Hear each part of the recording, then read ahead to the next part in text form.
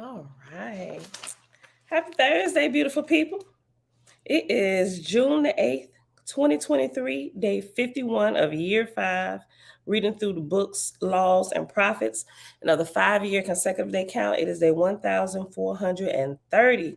Today, we are solely reading from the Holy Megillah, also known as the Secret Nazarite Scroll. And we're going to pick up with chapter 3 in the book of Moses, starting on page 288. And Father, we thank you that you are the hidden source behind the growth that happens underground. All right, beautiful people. See everybody ready to go this morning? Scroll back up. Donnie, shalom, shalom, in all our places with bright, shiny faces. Mom, shalom, shalom. Happy Thursday, Tabitha. Greetings to all the beloved in your love, light, and blessings. Auntie Belinda Brown, hey girl, hey. Grand Rising. Don, what's good, sis? Avia, greetings. Drayson, Righteous, shalom. Kings and Queens Coaching Group, shalom. Jamia, hey girl, hey. Tiffany, hey cousin, hey girl, hey. Tigba, creator, is definitely undefeated. Y'all saying hey to each other. Facebook user, shalom. You coming from the group.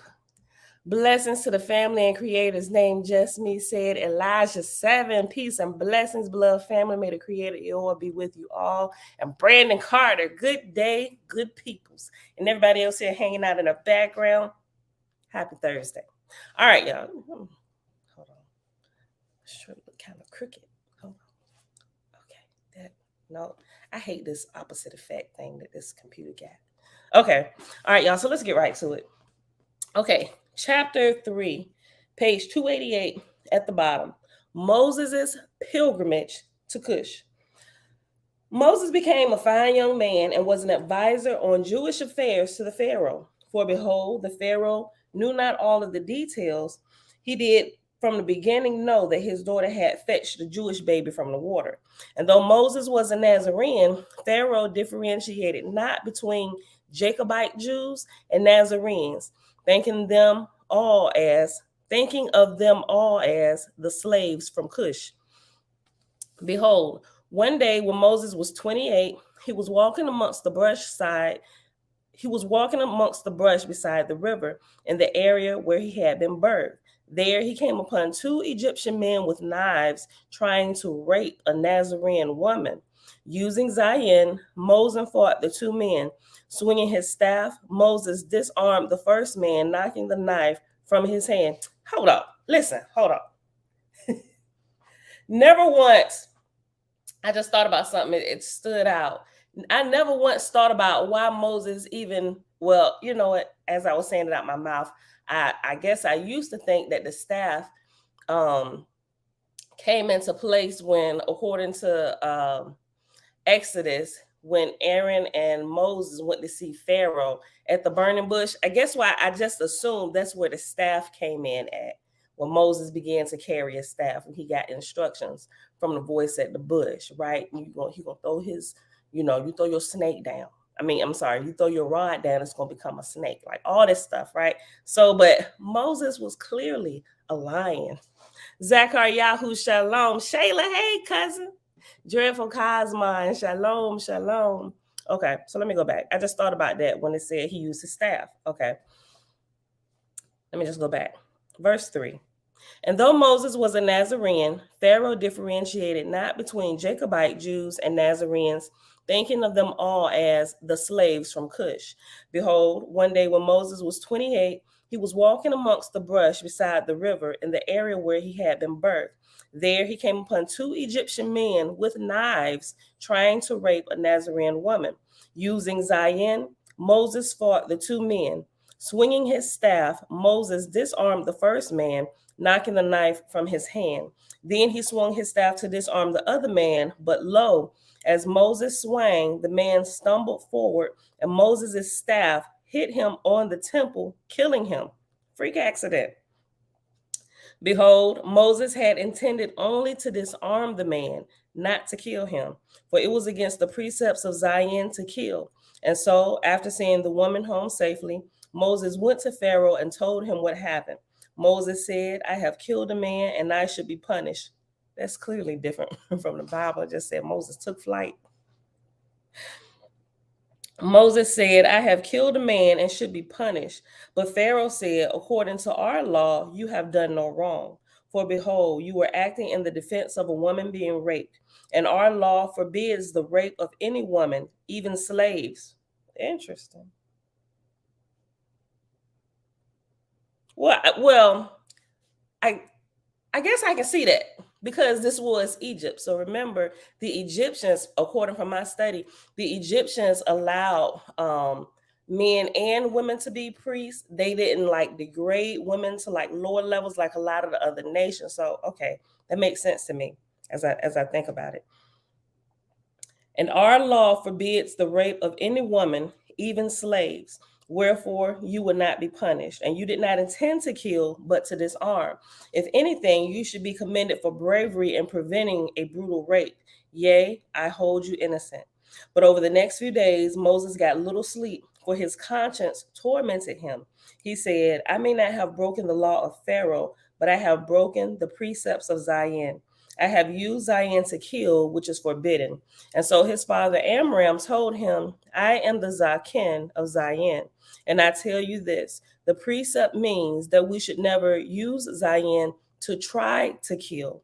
You did not try to kill, and therefore you did not violate the precept. Certainly, you did not violate the spirit of the precept, for you did not desire to kill.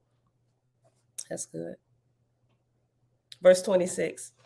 Certainly, you did not violate the spirit of the precept, for you did not desire to kill. It is good that you regret the killing, but you are being too hard on yourself. The death was an accident, and the accident occurred doing an act of great bravery. I hold you innocent of violating the precepts of Zion. But as more days passed without much sleep, Moses declared to himself, if I violated not the laws of Egypt, and if I violated not the laws of Zion, still I feel terrible. For lo, I violated my own standard. Behold, if I had practiced Zion with greater dedication, my skill would be much greater. And if my skill at Zion were greater, I would not have accidentally killed a man. And even if others forgive me, I do not forgive myself. I feel in need of cleansing. And so, after receiving permission from Pharaoh, and after speaking with Amram, Jochebed, and Aish, Moses left for the desert. Yea, he left on a spiritual pilgrimage to fast and pray and to cleanse himself. Definitely a lot different story. The story is a lot different from what we read in the Holy Bible. Hold on. Verse 38. Yea, he left on a spiritual pilgrimage to fast and pray and to cleanse himself. For lo, Moses not only felt the need to cleanse himself from the guilt of having killed a man, but also felt a certain discontent with his life. He had a comfortable life, but he saw that his people, the Nazarenes and the other Jewish slaves, were in bondage, and all around him he saw acts of violence and corruption. Lo, he felt that there must be a better way, and that his people must be free. Moses rode a camel into the desert. In the hills, he fasted and prayed for 2 days, asking Jah and Elohim for guidance.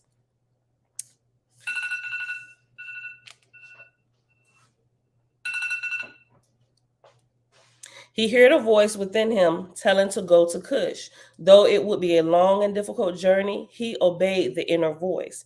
Behold, when Moses reached Cush,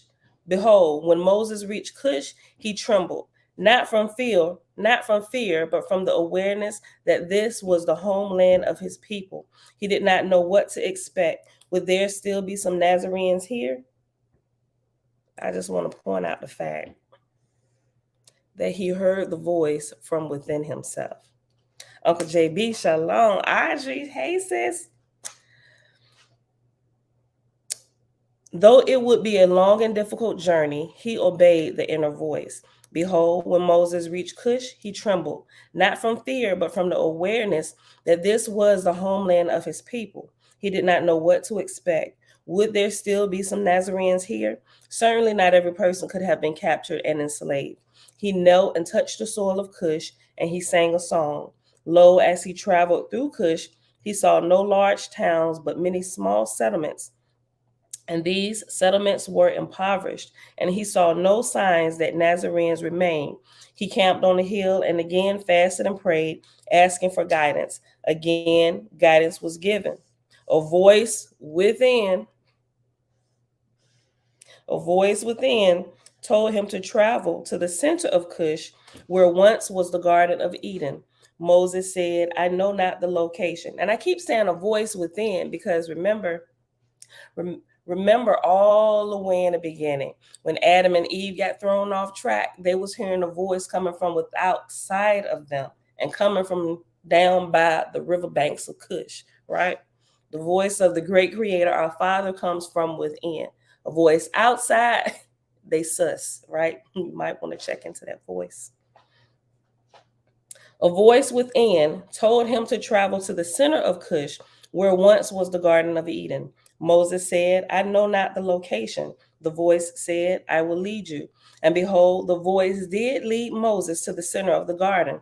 And though the garden had long since fallen from its former glory, and though the original Mount of Peace had been raised unto El Cush, still Moses sensed something special about this land.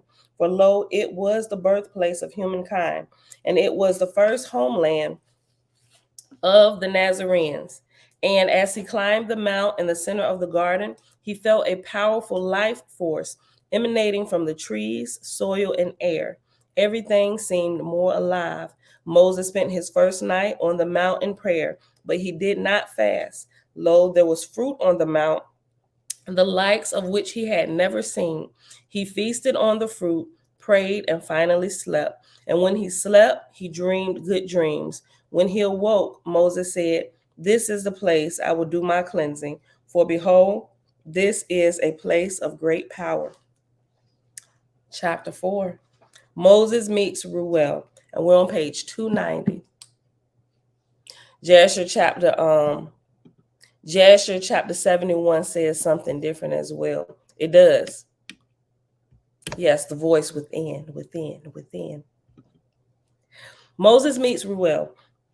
Moses decided to explore the mount, for when he climbed the trail, he had seen footprints of people and sheep. He wondered, is someone living upon this mount? As he explored, he found the answer. Yea, he found one large yurt surrounded by 7 small yurts and an old man. A yurt is like a little tent, right? Look it up if you don't know what it is. It's Y-U-R-T, yurt.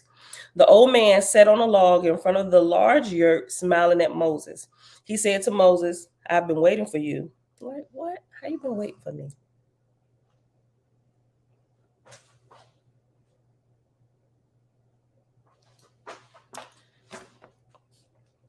The old man sat on a log in front of the yurt, smiling at Moses. He said to Moses, I've been waiting for you. Moses said, How could you be waiting for me? Even I did not know I was coming. The old man said, Last night I heard you snoring. Only a deaf man would not know you were here. The old man laughed at his own joke, then said, The dove revealed your coming, and the lamb guided your coming, and I honor your coming. For behold, not many these days can hear the voice of the lamb. Moses had never seen a Nazarene scripture, for they were outlawed in Egypt. But the elders passed on many of the stories and teachings by word of mouth. And so Moses had heard stories of the lamb and dove. Moses said, I am thirsty. The old man said, Come inside my home, and your thirst will be quenched. Moses entered the yurt. Inside, he saw a woman's garment folded on a table. He asked, Do you have a wife? The old man answered, My wife ascended to El Cush. I live with my 7 daughters. They have taken our sheep down to the mountain to graze. They will return before nightfall. Interesting how in the Bible they meet the daughters first before they meet the old man.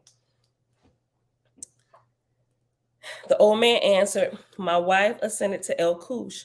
I live with my 7 daughters. They have taken our sheep down to the mountain to graze. They will return before nightfall.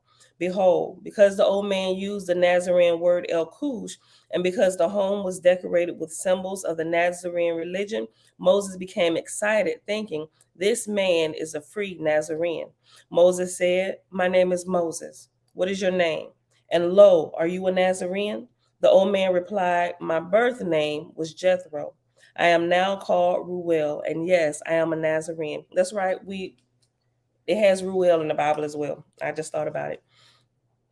Indeed, the old man was Nazarene, for behold, Ruel wore the pennant of Yair. Moses was moved to tears of joy. He said, how many free Nazarenes are there? Ruel replied, few survive in freedom. The Egyptians crushed the Nazarene nations years ago. I'm sorry. The Egyptians crushed the Nazarene nation generations ago. Few Nazarenes in captivity truly know their religion, for their scriptures were burned long ago. The few free Nazarenes are mostly escaped slaves. Hey, son. How you sleep? Yeah. Be on time today. Yeah, y'all gotta be there at 7:30 at the warehouse. Y'all taking the truck. Yes. Okay. Verse 41, most Nazarenes that escaped Egypt abandoned the Essene way and assimilated into the general population. For behold, by then they knew little of the way, and there were no teachers or congregations to assist them. My father and mother were slaves in Egypt. They escaped and returned to Cush. They found no Nazarene congregations, for none existed, but the lamb and dove appeared to them and led them to a surviving remnant of the Zeror Nistar. I was born amongst that remnant and trained by them. They are the keepers of the sacred flame. In dark times, it is the Zeror Nistar that preserve the Ark of the Covenant and our sacred scriptures. Wherefore, they are called the guardians of the scrolls. They are cherubim wearing human flesh, being the link between this world and El Cush. Yea, one does not seek out the Zeror Nistar. Remember, the Zeror Nistar is the hidden arm of the Nazarites. Yea, one does not seek out the Zeror Nistar. They seek whom they choose. Behold, they know the thoughts and deeds of each. Yea, they know even the longings of our hearts. Behold, Moses, the Zeror Nistar, knows the longings of your heart. Hold on. Behold, Moses, the Zeror Nistar, knows the longings of your heart. And you have been chosen for a certain work, and I have been chosen to train you for that work. And my 7 daughters will assist me. For lo, you have been chosen to lead a re-emergence of the Nazarene religion, for the time has come.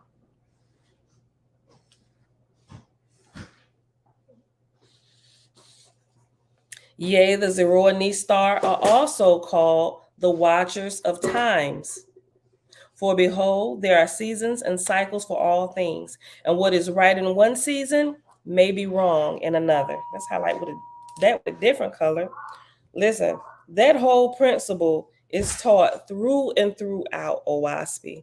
What may be right in one season may be wrong in another. Let's take the saviors, for instance, right? What was right in one season, they were used kind of like parents to help lead and train people to teach them the right way, the saviors. But here in the Cosmon era, it is no more time for that, because we should have developed spiritually enough to pretty much do this ourselves now, right? Like there is no more need for a middleman between us and our great creator on our path of growth and ascension upward.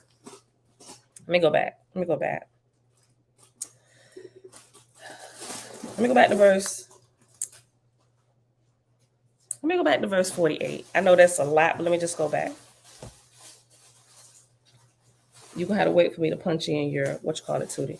Okay, verse 48, 47. I was born amongst that remnant and trained by them, talking about the Zeror Nistar. They are the keepers of the sacred flames. They are the keepers of the sacred flame. In dark times, it is the Zeror Nistar that preserved the Ark of the Covenant of our ancient. Hold on. Give me a second.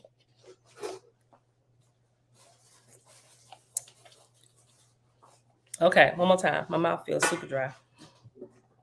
I was born amongst that remnant and trained by them. They are the keepers of the sacred flame. In dark times, it is the Zeroni star that preserved the Ark of the Covenant and our sacred scriptures.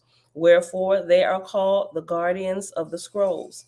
They are cherubim wearing human flesh, being the link between this world and El Cush. Yea, one does not seek out the Zeroni star. They seek whom they choose. Behold, they know the thoughts and deeds of each. Yea, they know even the longings of our hearts. Behold, Moses, the Zeroni star knows the longings of your heart, and you have been chosen for a certain work.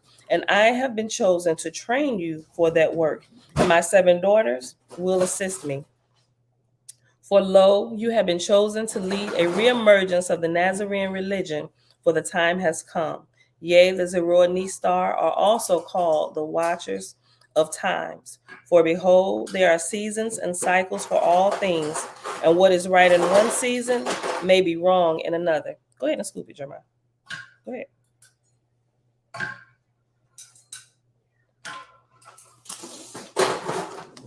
Bronze yoke. Arc cycles. Thank you, Elijah. We have just left the time of I believe to the time of I know. It's time to know, not just believe. Amen, sis. Brian Joe. Peace, fam. Okay.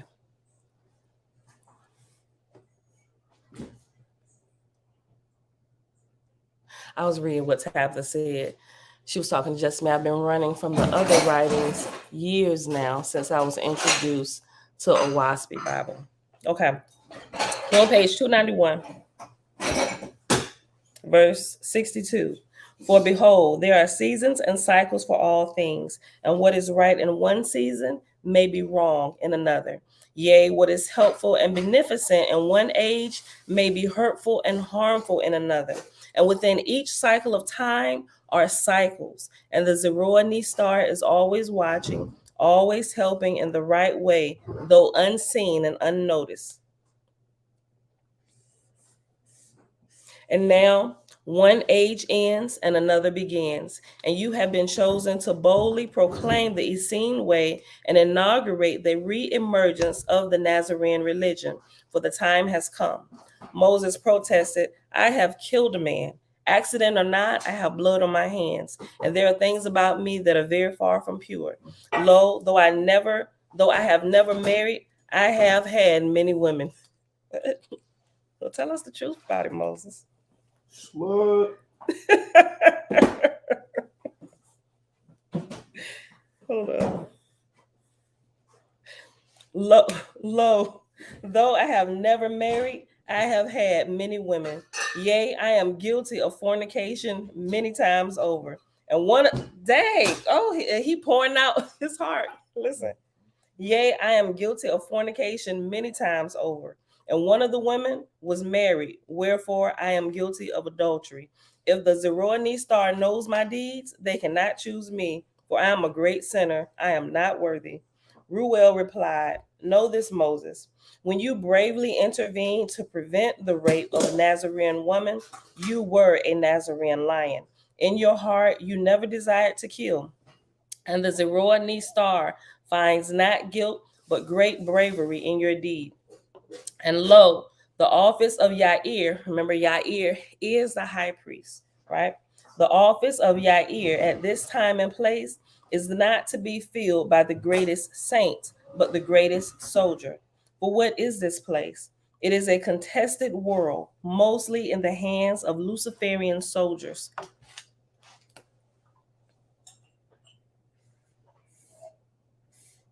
And what is this time?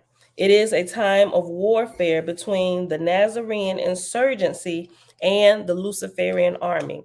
These things are more true than you can know and manifest in more ways than you can imagine. We are at war and you are a soldier. On this world at this time, the Yair must be a warrior. Yea, you will be attacked in ways you cannot now fathom. The Yair must be a fierce lion, wherefore you have been chosen. There are other roles for them that are saintly yet timid. Yea, there are roles for all who wish to serve. But know this, we are at war, and you are a soldier. Your gifts fit the role you have been chosen to fulfill. You have the ability to speak boldly and eloquently. You have the ability to discern spirits. You have the ability to perceive the gifts of others. You have the ability to inspire others. You have the ability to understand the teachings and articulate them. You are a soldier, teacher, and an inspirer of others. You are a leader.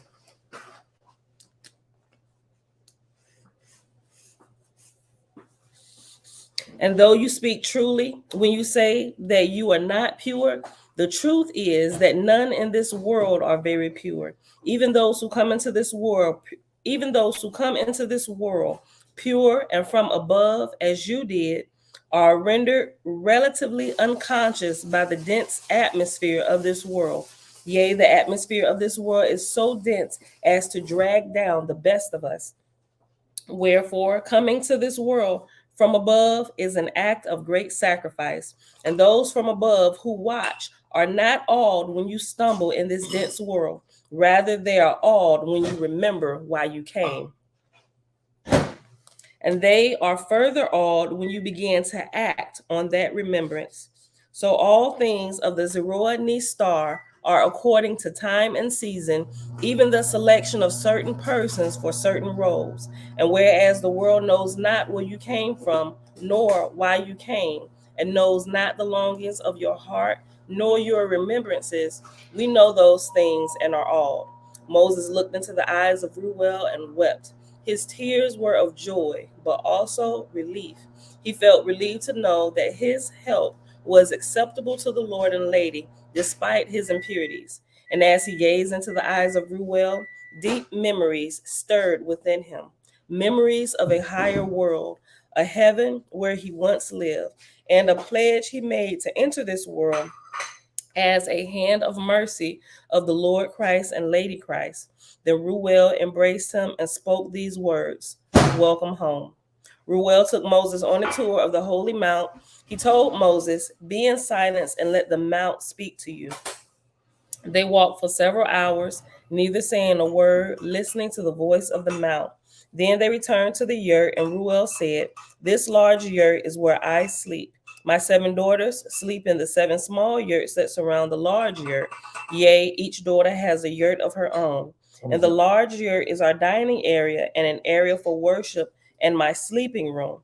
The area for worship is called the sanctuary. You will sleep there. Now descend the mount and follow the trail where my daughters are grazing our sheep. For behold, a certain bully has come late, been preventing them the access to the lake where the sheep drink. Yea, he makes them wait until near dark, hoarding the water all day for his sheep." Moses descended the mount and followed the trail of the sheep. Sure enough, he found the 7 daughters waiting for access to the lake. For behold, there was but one place where the sheep could safely access the water, and the bully and his sheep were there. Moses greeted the 7 daughters, telling them how he had spent the day with their father, Ruel. He then said to the bully, "Your sheep have had long access to the water. Now let our sheep have a turn." The bully, who was an extremely large man, looked Moses over, then said, "For such a little man, you have a big mouth. I know you not, but I know these maidens, and I have told them what price they must pay to access this water." Then the man snickered and said, I knew this nasty old fat man was about to say some crap like this. Listen, I know not you, but I know these maidens, and I have told them the price they must pay to access this water. Then the man snickered and said, "If one of them will go to bed with me, all of them may access the water. That is my price." How about we about to make you not be able to go to bed with nobody ever again, right? We're going to cut off that little dingle hopper. Moses said, if you wish to, if you wish to avoid battle with me, you must do 3 things. You must now take your sheep and leave. 2, you must from this day on, 2, you must from this day on permit fair access to the water. 3, you must refrain from speaking to these women in the future unless you have something polite to say. For behold, if you again harass these women or deny fair access to the water, I will do battle with you. The man laughed and took a drink from a flask of wine. Then he charged Moses, swinging his staff at Moses' head. Moses swiftly stepped to the side and ducked, avoiding the blow. Again and again, the man tried to strike Moses. Again and again, he failed. For Moses moved swiftly like a cat, avoiding the blows with little effort. Finally, the man was exhausted and could swing his staff no more. Then he put his head down like a bull and charged Moses as if to tackle him. Moses simply stepped aside and the man fell face down in the dirt. Then he got up and led his sheep away. Never again did he harass the 7 daughters.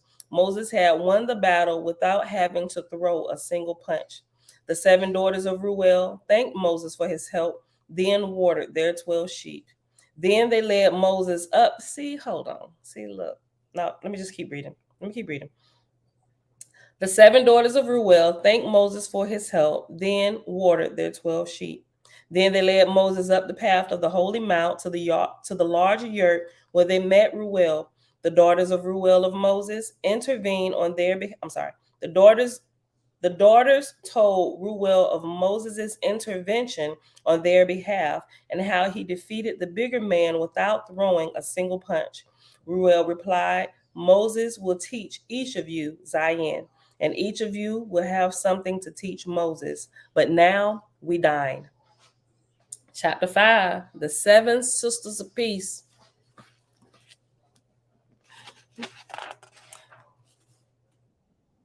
Hold on, somebody asked about something. We see a phone number. Oh, okay. Somebody, look, I haven't seen her in a few days. She might still be here hanging out in the background. She be between YouTube and Facebook, but she actually, remember Crackhead Willie? Okay. That was one of the names she used, but she changed it. I forget the name. She changed it to, it's like spiritual insight or something like that now. But she changed, but her, the one with the alias Crackhead Willie, her. She said she went to she had been calling for a few days, and I'm thinking she may have been and I sent her an email too. I gotta go back and check. She may have been calling outside of the hours of the library because normally they answer it on the weekend. As many here who actually have it have verified. So you got to call them like Friday, Saturday, and Sunday where they're in the office. I think they work during the week and they attend the Bible store on the weekend. But she had mailed in her money order and everything. So I told her get back with me, and if she hasn't heard anything. I think it's been about 2 weeks now. I told her she hadn't heard anything. Let me know, and I'll personally call them myself just to make sure they got her stuff, so she can get her copy. But that was the number. Who put it up there? Jamil said, call the number 541-927-3017. If they do not answer, leave a message and they will call you back. And she was responding to Dreadful Cosmin about how to get this book. Intuitive Goat, hey girl, hey. Okay.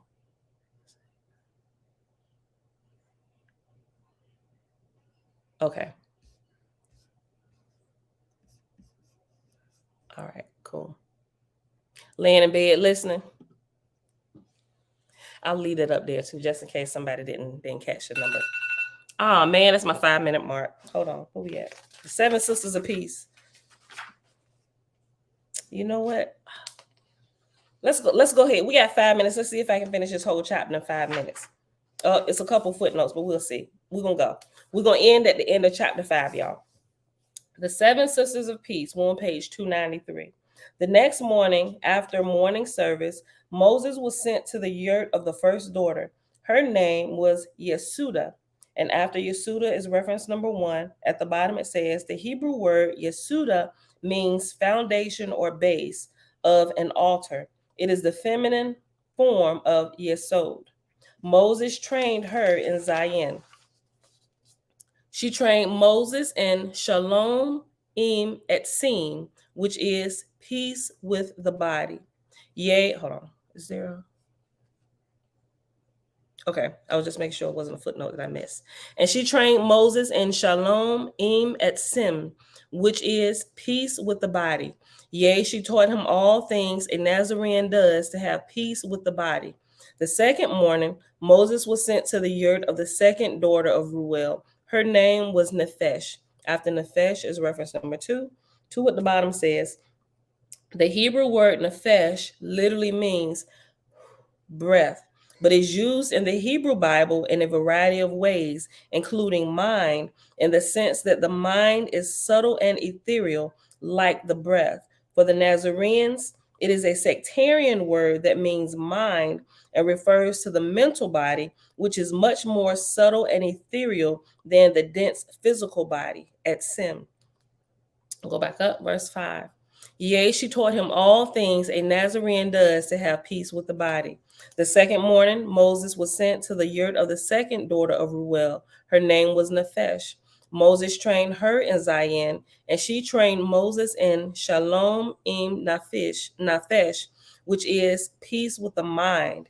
Yea, she taught him all the things a Nazarene does to have peace with the mind. The third morning, Moses was sent to the yurt of the third daughter of Ruel. Her name was Shalisha. And after Shalisha is reference number 3. 3 at the bottom says, the word Shalisha means third, threefold, trinity, triad. Esoterically, it implies for Nazarenes the notion of family in the sense that 3 is a number that symbolizes father, mother, child, and the triangle symbolizes expansion from the original monad into multiplicity for the sake of creation. Verse 12, her name was Shalisha. Moses trained her in Zion, and she trained Moses in Shalom in Mishpochah, which is peace with the family. Yea, she taught him all things a Nazarene does to have peace with the family. The fourth morning, Moses was sent to the yurt of the fourth daughter of Ruel. Her name was Uma. And after Uma is reference number 4. 4 at the bottom says, the Hebrew word Uma means people, nations, tribes. Moses trained her in Zion, and she trained Moses in Shalom im, which is peace with humanity. Yea, she taught him all the things a Nazarene does to have peace with humanity. The fifth morning, Moses was sent to the yurt of the fifth daughter of Ruel. Her name was Nachalah. And after Nachalah is reference number 5. 5 at the bottom says, the Hebrew word Nachalah means heritage. Heritage means something inherited or passed down. The Hebrew root of Nachalah is Nachal and means stream or river. Verse 23, Moses trained her in Zion, and she trained Moses in Shalom im Nachalah, which is peace with heritage. Yea, she taught him all the things a Nazarene does to have peace with heritage. The sixth morning, Moses was sent to the yurt of the sixth daughter of Ruel. Her name was Em. And after Em is reference number 6. 6 at the bottom says the Hebrew word Em means mother. Moses trained her in Zion, and she trained Moses in Shalom im Eretz, which is peace with Mother Earth. Yea, she taught him all the things a Nazarene does to have peace with Mother Earth. The seventh morning, Moses was sent to the yurt of the seventh daughter of Ruel. Her name was Ruah. And after Ruah is reference number 7. On page 294 at the bottom is reference number 7. The Hebrew word ruah literally means wind or breath, and is also used in the Hebrew Bible for air, whirlwind, and spirit. Bless you. In the context at hand, the name of the seventh daughter of Ruel, we are to understand the meaning of her name as spirit. How do we know that? Because the names of each of the previous 6 daughters correlate with the aspect of the sevenfold peace that each teaches Moses. Remember the Essene Gospel of Peace, the sevenfold peace? There's a whole section in there talking about the sevenfold peace. Boom, all of this is connecting to that. All the peace with the earthly mother, all of that stuff. These are literally all of those that we read when we read that not too long ago. Okay, I just caught that. All right, hold on. Let me just read it over. The Hebrew word ruah literally means wind or breath, and is also used in the Hebrew Bible for air, whirlwind, and spirit. In the context at hand, the name of the seventh daughter of Ruel, we are to understand the meaning of her name as spirit. How do we know that? Because the names of each of the previous six daughters correlate with the aspect of the sevenfold piece that each teaches Moses. Thus, we can expect the same in regard to the seventh daughter. And since the seventh aspect of the sevenfold piece is peace with God, goddess, the name Ruah, if understood as spirit, does indeed correlate. Although the literal meaning of Ruah is wind or breath, it is also used for spirit because, like air, spirit is invisible, subtle, and ethereal. All right, son, love you. Drive safe. Make sure that door closed all the way. All right. Verse 31, I'll just go back. Uma means grandmother too. Verse 31 on page 295. The seventh morning, Moses was sent to the yurt of the seventh daughter of Ruel. Her name was Ruah. Moses trained her in Zion, and she trained Moses in Shalom im Yahweh, which is peace with God and Goddess, immanent and transcendent. Yea, she taught him all the things a Nazarene does to have peace with Yahweh, and is using a tetragrammaton, YHWH, in both places. And each evening, at evening service, Moses, along with the seven sisters of peace, received teachings from Ruel in the sanctuary in the large yurt. And after the first week, Ruel asked Moses, "Do you wish to stay and study with us?" Moses replied, "This is the calling of my heart." And Moses studied with Ruel and the seven daughters for 7 years. After 7 years, the seven daughters approached Moses and said, "We seven are unmarried virgins. It is our will that you select one of us to marry, for we wish that our father's bloodline be continued. You are the only Nazarene man of our age on this mount. This is our will only if it is your this is our will only if it is also your will." Moses replied, "I will spend the night in prayer and meet you in the morning with my answer." The next morning, Moses met with the seven sisters of peace and said, "I cannot choose one from amongst the seven, for behold, I love each of you dearly and equally. Lo, I desire not to hurt the feelings of six by choosing one. Wherefore, I have a request. I ask that the seven of you together make this decision. Yea, whomever you decide I should marry, I will marry." The seven agreed. Shucks, he done lived with him for 7 years. He know all the ins and outs for the most part. He's like, "Listen, I'm confident in saying this. First of all, I love all y'all, but I can't choose because I don't desire to hurt any of you. But I'm gonna let y'all make this decision. Y'all get together and figure out which one, and then I'm gonna be happy with y'all choice." What a cop out, Moses. "Yea, whomever you decide I should marry, I will marry." The seven agreed, saying, "We will spend the night in prayer and meet you in the morning. Yea, with the rising of the sun, we will give you our decision." The next morning, the seven sisters of peace met with Moses. The seventh daughter, Ruah, spoke, saying, "We have made our decision. But before we tell it to you, know this: you are free to reject our decision. For behold, the decision of our hearts may not be the desire of your heart. Our decision is this. We holy what?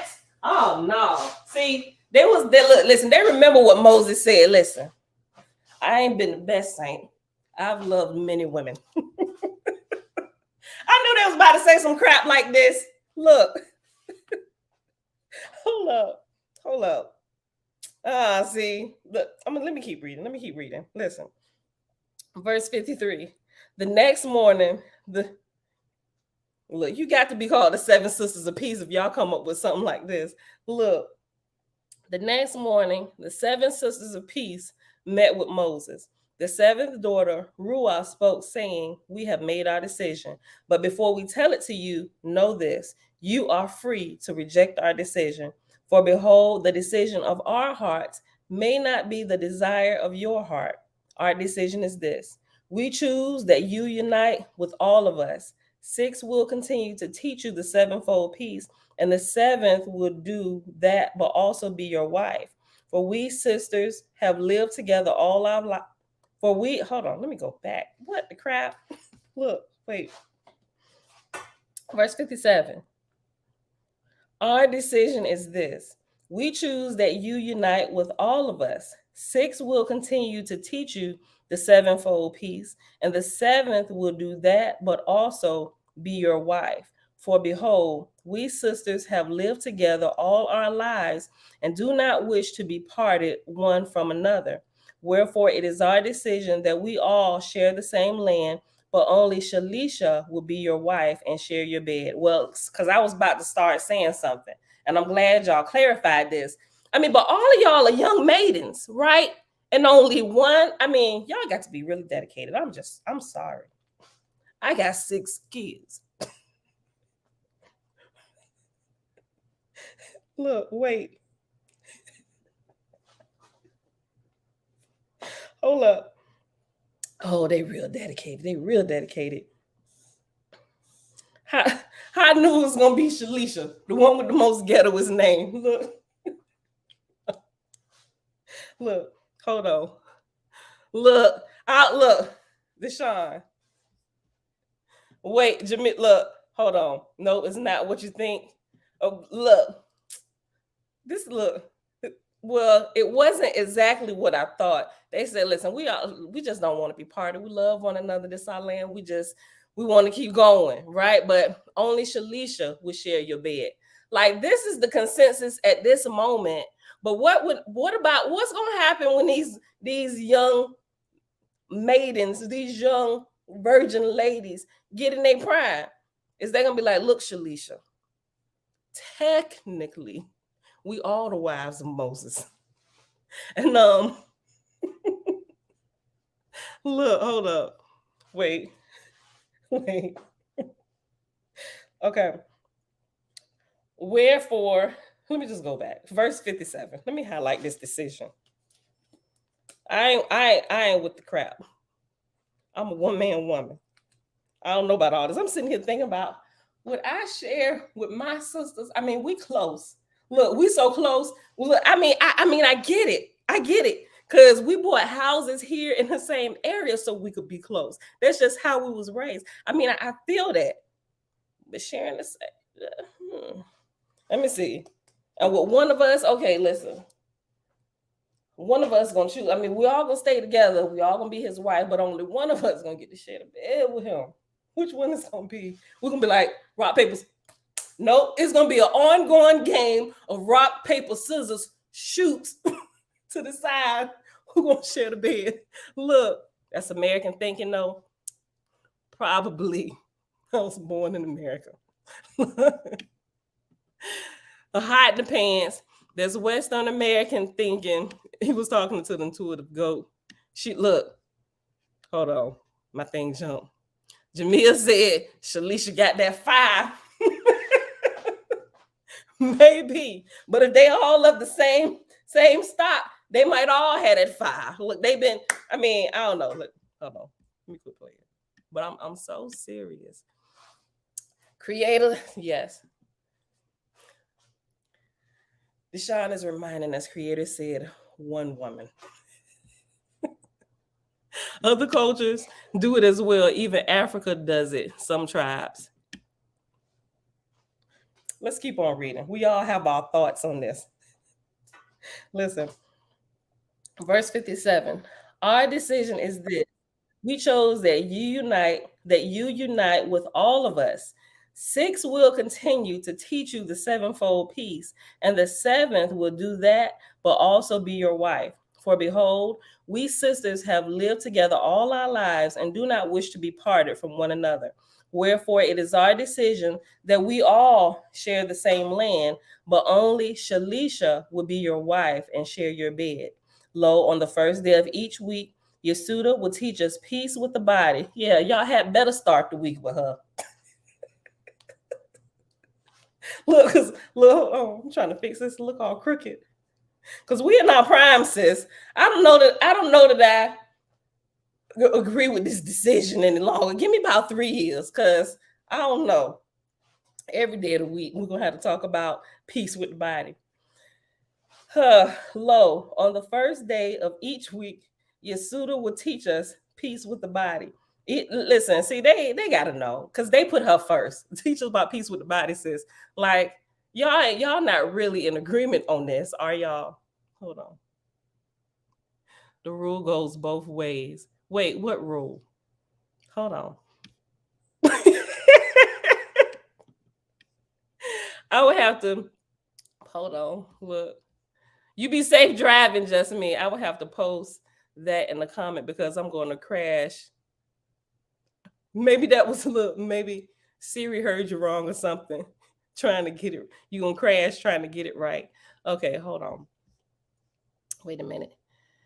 If they are Midianite women, according to Bible teachings, then such marriage arrangements can be possible. But how can they be seen teaching of such arrangement? Well, listen. And look, Dawn, that sounds about right to me. One daughter for each night of the week. Listen, not that I agree with that, right? I already told y'all. I got 6 kids. Hold on. Pam, I'm driving. Look up that verse. Says 7 women. Show me a hold of one man. Show me a hold of one man and read the whole thing. Hold on.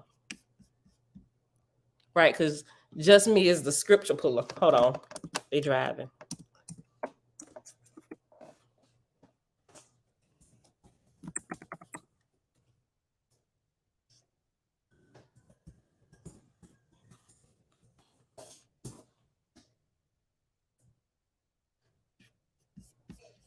Isaiah 4:1.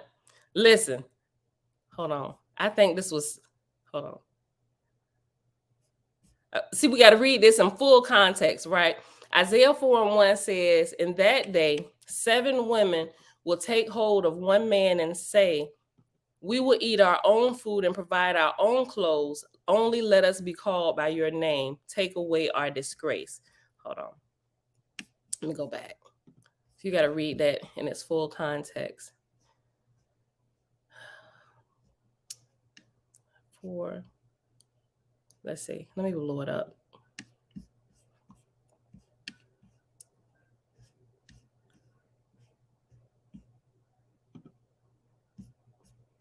Might have to go back to the previous chapter. Okay, it's talking about Jerusalem's glorious future. Hold on, let me go back one. Judgment on Judah and Jerusalem. I ain't gonna read the whole chapter. Oppression and luxury condemned. Footnotes. Okay.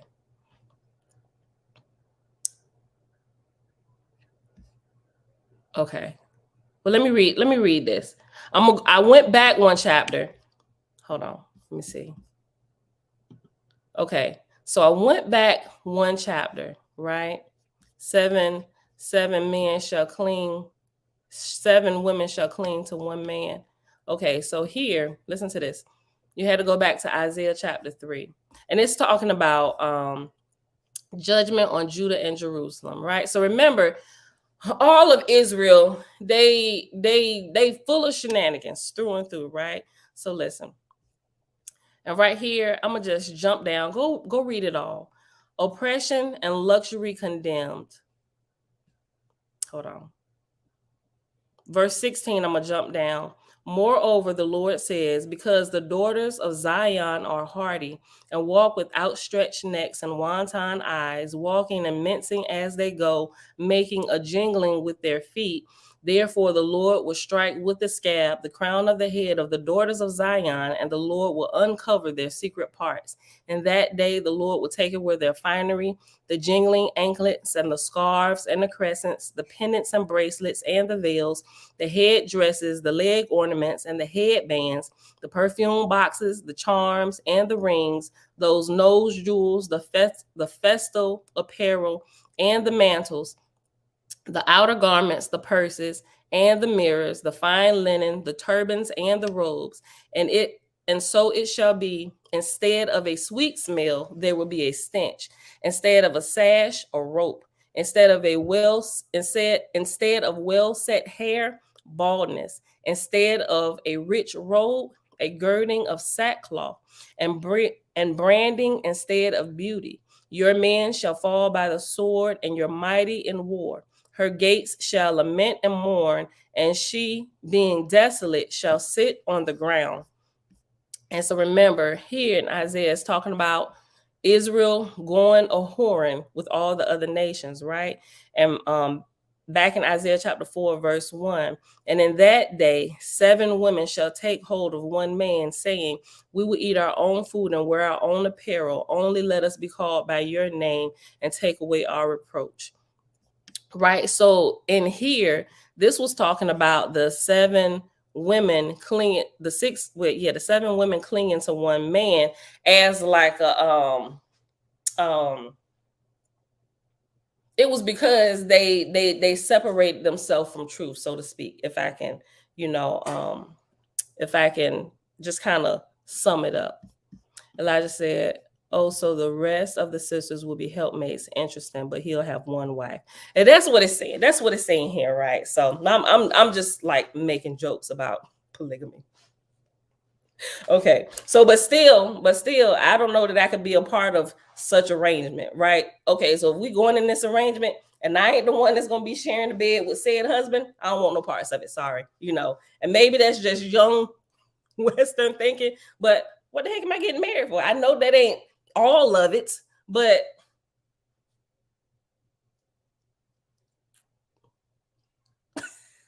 I'm gonna be doing all that, moving my head, and I'm like, listen, I'm out. I ain't part of this arrangement. Okay, verse 58. No, let me go back to 57. We're on page 295. Our decision is this. We choose that you unite with all of us. 6 will continue to teach you the 7-fold piece, and the 7th will do that, but also be your wife. For behold, we sisters have lived together all our lives and do not wish to be parted from one another.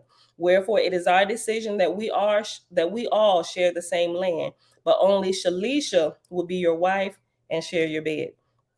Lo, on the first day of each week, Yasuda will teach us peace with the body, even as before. But on this day and every day, only Shalisha shall share your bed and be your wife. See, they had to repeat that just to make sure we are all clear that Shalisha is the only one in between the sheets. Lo, on the first day of each week, Yasuda will teach us peace with the body, even as before. But on this and every day, only Shalisha shall share your bed and be your wife. On the second day of each week, Nefesh will teach us peace with the mind. Listen here, listen. See, I'm of the mindset right now that maybe they decided to do this agreement because we really don't want to lose our inheritance. Listen to what they say after each week. They got to keep reminding everybody that it's only going to be Shalisha that's sharing the bed with Moses. Listen. On the second day of each week, Nefesh will teach us peace with the mind, even as before. But on this and every day, only Shalisha will share your bed and be your wife. On the third day of each week, Shalisha will teach us peace with the family. Of course, she would get that one. Shalisha would teach us peace with the family, even as before. On this and every day, she will share your bed and be your wife. On the fourth day of each week, Uma will teach us peace with humanity, even as before. But on this and every day, only Shalisha will share your bed and be your wife. Listen, you can't tell me they was for real in agreement with this. They was like, but listen, let me keep going. We'll be here all day. On the fourth day of each week, Uma will teach us peace with humanity, even as before. But on this and every day, only Shalisha will share your bed and be your wife. On the fifth day of each week, Nahala will teach us peace with heritage, even as before. But on this and every day, only Shalisha will share your bed and be your wife. On the sixth day of each week, M will teach us peace with Mother Earth, even as before. But on this day and every day, only Shalisha will share your bed and be your wife. On the seventh day of each week, I, Ruah, will teach peace with God, and God is immanent and transcendent, even as before. But on this and every day, only Shalisha will share your bed and be your wife. Moses replied, with glad heart, I will honor your choice, but only with the blessing of Ruel. Ruel replied, yes, of course. But we know our father and trust him to honor our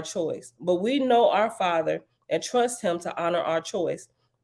And so the seven daughters of Moses approached Ruel. Yea, they told him of the decision of the seven daughters and Moses' acceptance.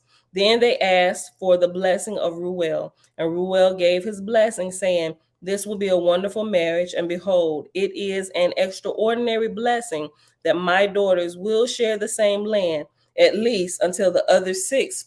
Oh, okay. All right, so that's probably what Jamil was talking about. Look, it ain't what you think. Okay, so Moses, I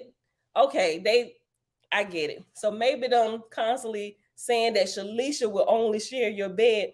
Maybe it's a reminder to Moses, like, listen, don't come over here trying to dip over here into this sweetness over here, these honey pots. Because as we grow, whatever, we're gonna separate ourselves from this agreement. And I get it. Okay, so maybe all of this was to keep Moses reminded that the only pot that you should be dipping in is Shalisha's.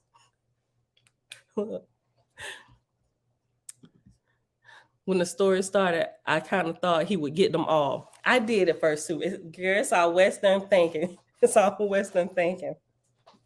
Listen, hold on. Verse 71. We almost done, y'all. It's 89 verses. We're on 71.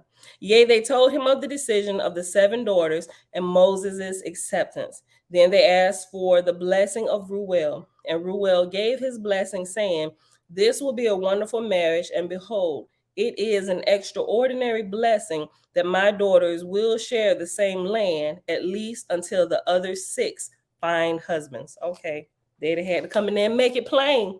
Moses, only Shalisha gonna share your bed and be your wife, right?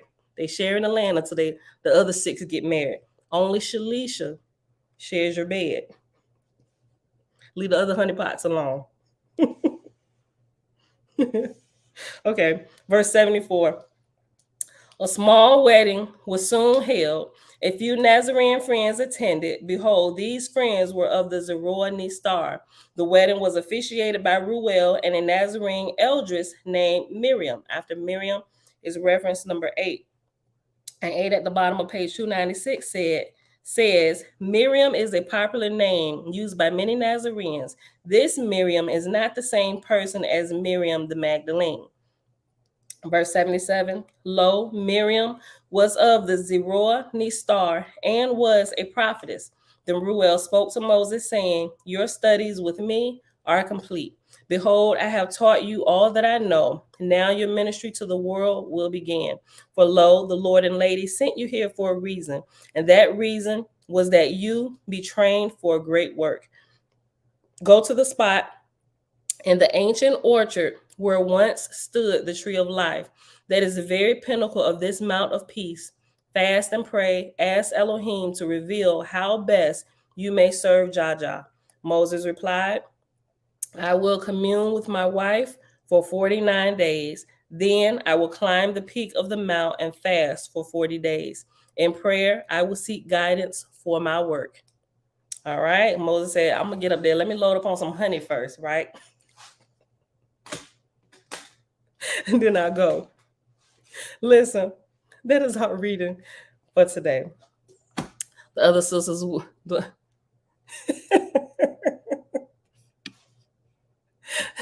dreadful Cosmon, the other sisters would have to leave me alone. Hold on. I just couldn't do it because I might see another one bathing and it would be all over, Barry. Look. Okay, so I guess, listen. Okay, so that Tabitha says, so that means Moses will eventually divorce the other sisters. Okay, so I guess maybe technically he would have to divorce them, right? So, but I'm thinking maybe, I don't know. Well, if you go on according to like the law and paper and stuff or whatever, so technically he would have to divorce them, but maybe according to the Nazarene culture, it wouldn't be like divorce. I mean, I guess it still would be divorce. Maybe I'm released from this agreement for the sake of, I'm gonna share my honey pot with my soon-to-be husband, right? So maybe it's just a safekeeping place for the women, until they were separated and found their own husbands. That's how I'm kind of looking at it now, So yeah, right. So he kind of married the other 6 for security. Yeah, that's something like that's what I'm kind of thinking. I'm lacking the best words to say that, but something like that, right? So they would, yeah. I'm gonna say for security purposes. Yeah, we're gonna leave it like that for today. All right, y'all, we're about to get out of here.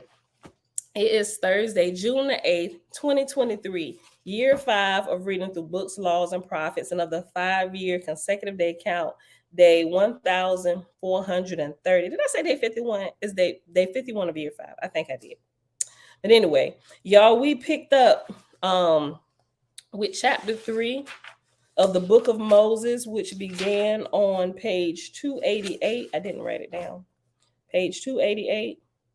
And we paused on page 296. So tomorrow begins chapter 6, and it's the 40-day fast and the commission of Moses. That's gonna be really good. I'm guessing all of this was good. It was like a plot twist, right? I told you I wasn't gonna read ahead.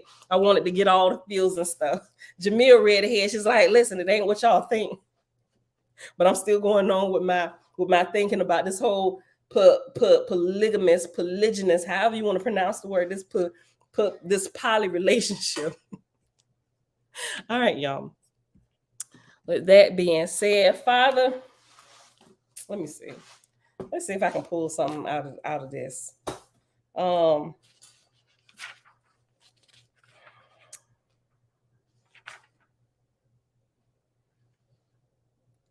I ain't gonna say that.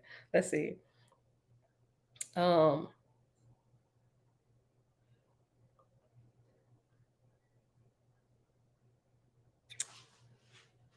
Thank you for a time of separation to really get to know you and find out what our life's purpose is and why you sent us. Ultimately, the Creator did send us, right? So we all got to figure that out, what our purpose is. And clearly, everybody's purpose is growth, right? But everybody has an assignment that's a part of their path of growth while they're here, right? So just like in school, you gotta pick something, go write papers, like, make your mark while you're here. Let us know you came through. All right, beautiful people, that is it. We are out of here.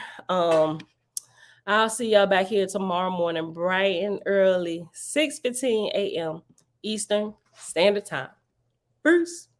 But I see through you.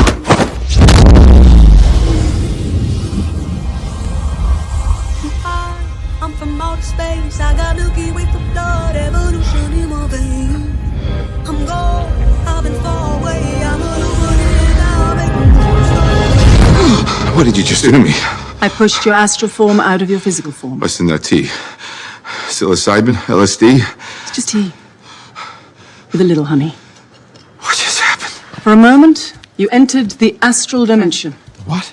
A place where the soul exists apart from the body. Why are you doing this to me? To show you just how much you don't know. Open your eyes. Been dreaming about flying for a long time. I had a vision from the birds, they want a coastline. What's happening? This isn't real, this isn't real, this isn't real, this is... Dreaming about flying for a long time. I had a vision from the birds, they want a coastline. His heart rate is getting dangerously high.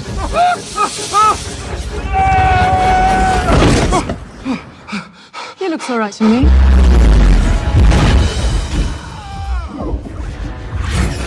You think that this material universe is all there is? I don't need gravity, I need What mysteries lie beyond the reach of your senses? Existence, mind and matter meet. Thoughts shape reality. I don't need gravity, I just need growth.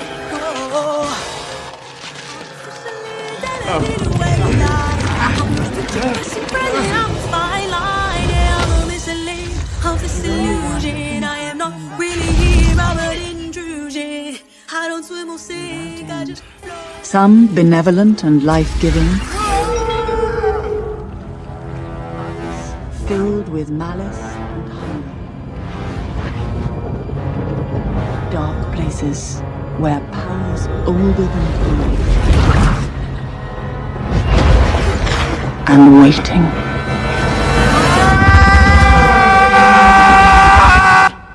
I don't swim or sink, I just float. Who are you in this vast multiverse?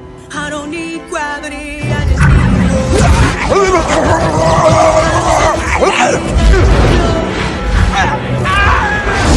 I don't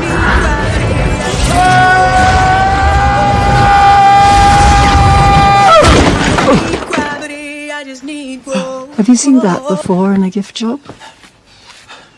I don't need gravity, I just need growth. Teach me. No.